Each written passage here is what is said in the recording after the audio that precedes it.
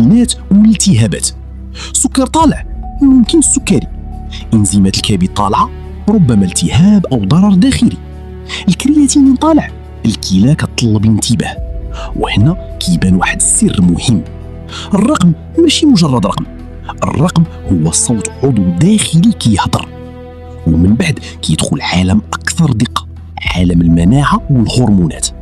هنا العلم كيخدم بمنطق المفتاح والقفل، اجسام مضاده ومؤشرات كتقلب على اهداف محدده جدا، فيروس، هرمون، حمل او حتى بروتينات مرتبطه ببعض الاورام. الى تصادف الهدف الجهاز كيلتقط الاشاره وكيبان اللي كان مخبي.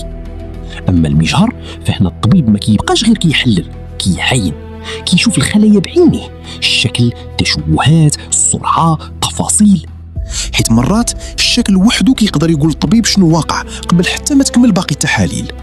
وفي الحالات المعقده كيدخل المستوى الاعمق، الجينات والطفرات. هنا ما بقيناش غير كنشوفوا المرض، كنقلبوا على الاصل ديالو، علاش وقع، واش وراثي، واش طفره خطيره، واش كاين علاج ادق.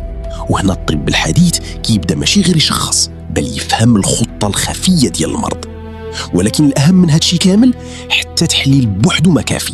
الطبيب الحقيقي بحال المحقق كيجمع كل الادله، الاعراض، التاريخ الصحي، الارقام، المجهر، الجينات، ومن بعد كيربط الصوره كامله.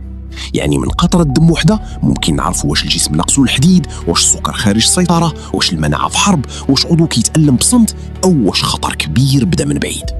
فالخلاصه الدم ماشي غير وسيله كتخليك تعيش، الدم هو لغه، المختبر هو المترجم، والطبيب هو اللي كيقرا الروايه كامله. ومن قطره صغيره بزاف كيتفتح عالم كامل داخلنا، عالم ساكت غامض، ولكن بالنسبه للعلم كيهضر بوضوح.